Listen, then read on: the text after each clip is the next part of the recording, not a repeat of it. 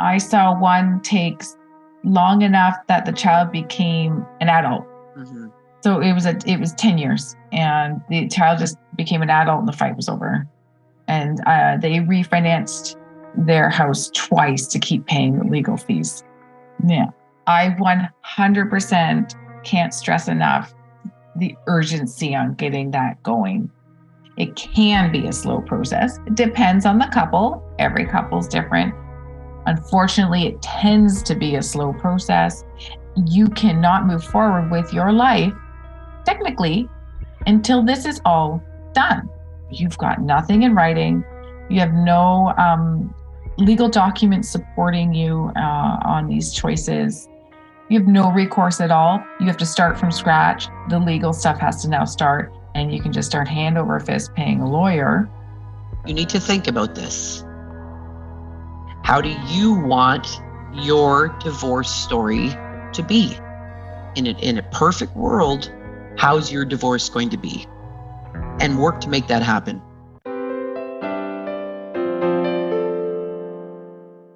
Welcome, Sunny. How you doing? I'm good. How are you, Wendy?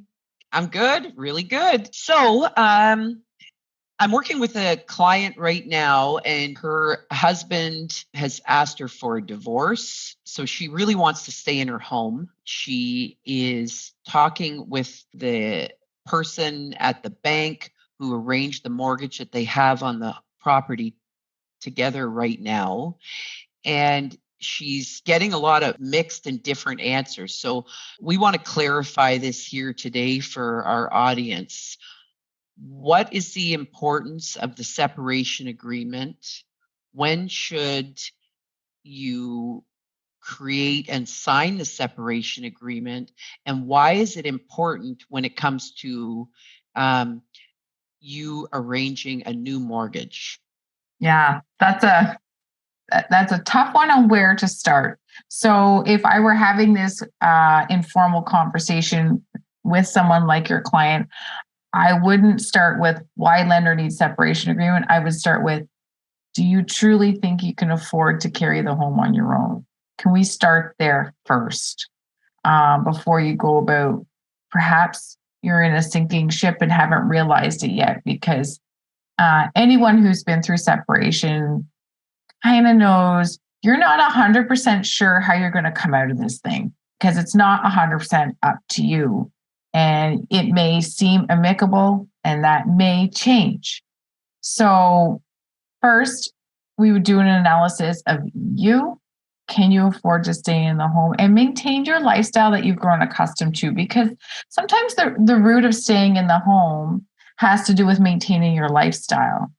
So what if you stay in the home, but everything else about your lifestyle has to go to stay in it? Is it worth it? So just having those conversations, not a right or wrong, but just making sure we have those conversations, analyze that first. Sometimes people come to me and say, I can totally afford it on my own. We do some quick look at that, and I'm like, you're right, move on. Okay, now let's talk about lender requirements. The other thing I would do before I, again, go through this whole, let's get an approval process for taking on the home on my own, is I would ask people to always keep an eye on their credit score. If you're joint with someone who has exited the marriage, they have credit products that you are both responsible for, regardless if you think it's yours and theirs or not.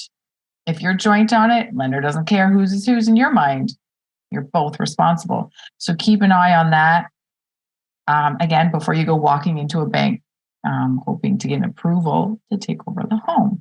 So those are just some prudent first steps I would start with. Then we can move forward and talk about type of documents lenders are going to want. If you try to think of it from the spirit of the lender just also wants to determine through hard numbers if you can afford the home. That's all they're trying to do. So without a separation agreement, which formally is unattaching you from this other person who's been supporting the home and showing you on your own, they're not going to be interested in lending to. Because again, if you don't have that separation agreement done and ready to go, you don't know how you're going to come out of this thing. You don't know if you're paying child support, receiving child support, paying alimony, receiving alimony.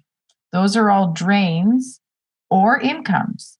And that determines how much you'll qualify for. So that's where they're going to start with that, is making sure that you've completed the uncoupling of all your finances. And the other thing they want to see too is how you come out with the assets. What if you end up, in the division of assets, this whole equalization process? What if you have to pay them out a huge lump sum? Well, that's going to have to be rolled into any current debts. Can you carry those debts? So that's your net worth. They want to see, how are you making out with your net worth? Are you going to end up, you're going to split the investments and things like that, but how much are you splitting the debt, or how much you have to buy someone out by? So those are very important to affordability calculations. So you mentioned net worth statement, and this is something that I've been doing for several years right now. But why is that important for someone when they're trying to figure out whether they can afford to stay in this home or purchase another home, and with respect to their separation agreement? So a net worth statement, I call it a financial barometer. It's showing how you're doing in with your money. So essentially, you want to see it in the black. So if you own a home, usually people's net worth are on the positive side, because a home asset is just such a large asset, and they don't lend more than the value of the home. So you should be in the black. If you don't own a home and you're a first-time home buyer, you're likely going to be in the red, because you don't have that giant asset holding it up. But they want to see what you end up worth in the end, because it's going to just show how much they need to lend against the value of the home, how much debt, what kind of debt. Consumer debt it's okay, but it's there because you spent more than you made, period. So if they're seeing a lot of that, so they want to see this net worth statement outline, like how much do you own versus how much do you owe, and who do you owe? And do you have where does someone go to find like a net worth statement chart or a form that can help them to figure these numbers out? It's just everything you own on the left, everything you owe on the right, and Okay. then net it out. I ask that people don't include like the contents of your home unless you got a Monet or a Picasso in there. But if it's just some prints from Winners, don't count all that stuff. I don't care about your couch. But just add in there anything that's quite valuable. So, any of your, cars and ATVs, boats, whatever, that can all go in what you own. And then just take out anything you owe and then net it out. Okay, perfect. So now back to the separation agreement. So your divorce is on the table, and now you're trying to figure out where you're going to live. When should you have your separation agreement agreed upon? And is that something you help people with? Or is that something the lawyer helps people with? How do you talk to your clients about the separation agreement? So that is a legal document done by a lawyer. I 100% can't stress enough the urgency on getting that going.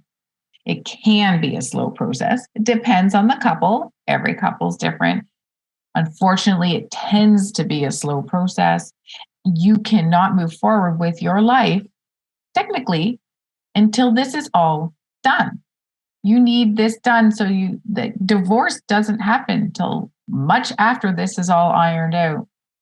And I often see this as lengthy, and these people are stuck in purgatory, because if you don't start right away, some people will say, well, we've separated, but we're okay. I'm just going to do this and he's just going to do that. And I think it's good. I'm happy with that. And I'm like, that's today. But future you, and I'm talking in a couple months, which is sooner than you think, all of a sudden, what happens if the money doesn't come or the agreement is falling through? You've got nothing in writing.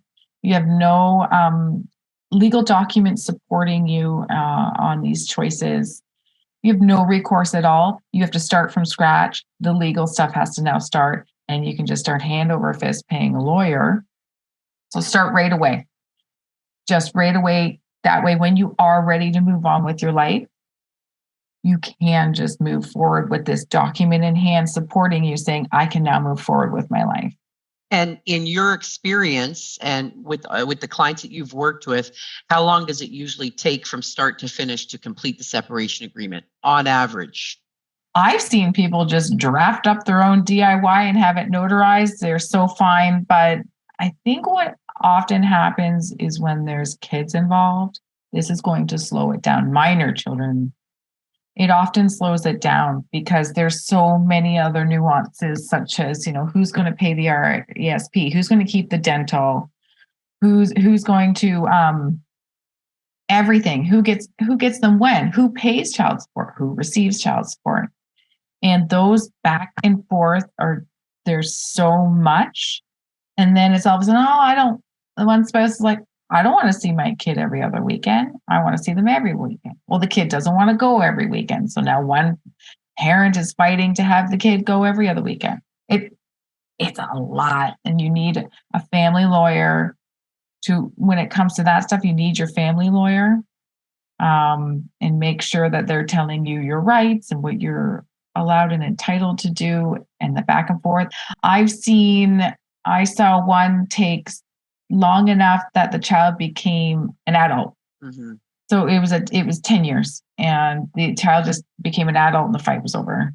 And they refinanced. The one parent had to refinance their house twice to keep paying the legal fees. Yeah. And that's not a place anyone wants to be. Mm-hmm.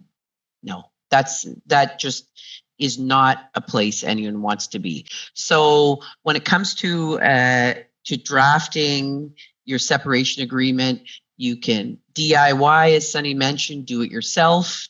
You can find a mediator to work with. You can find an attorney, a collaborative law attorney to work with.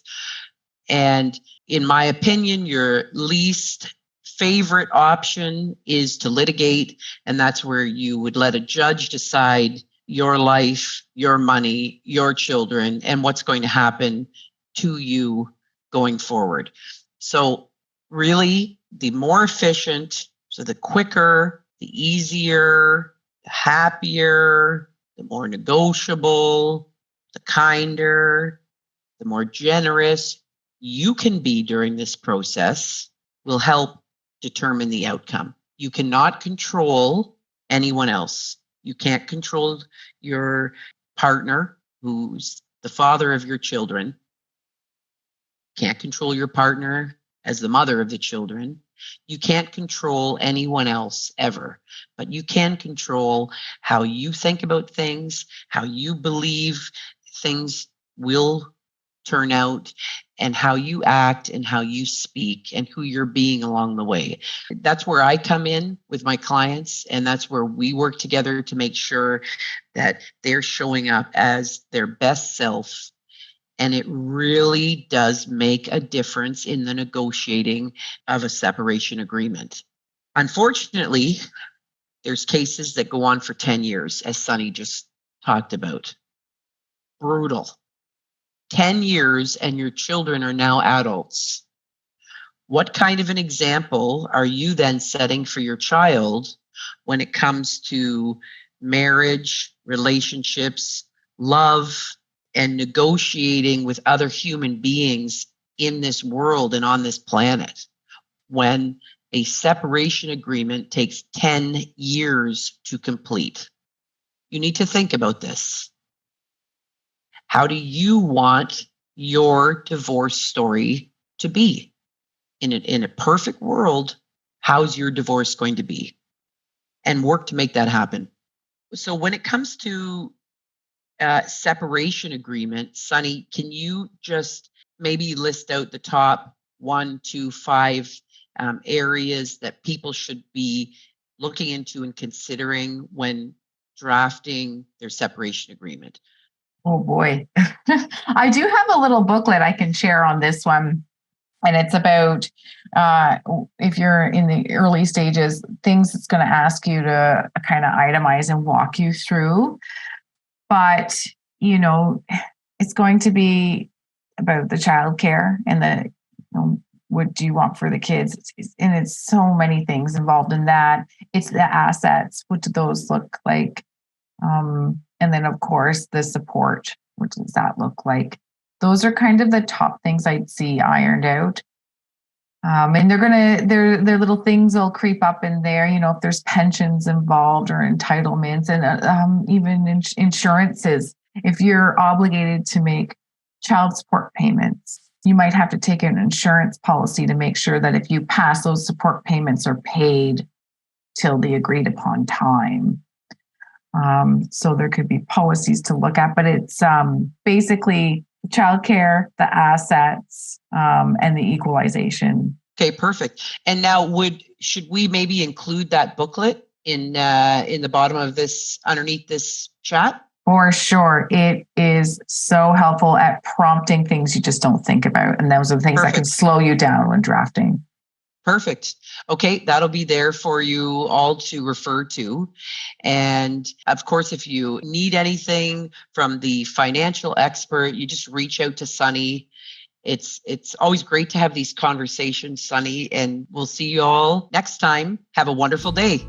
If you enjoyed today's show discussing separation agreement, I suggest you also take a look at this video talking about the parenting plan, which is something else that you'll need to be considering during this time and through the divorce transition, prior to everything being finalized, documented, and then looking forward to moving on and the rest of your life. Cheers. Thanks for being here today. Talk to you all soon.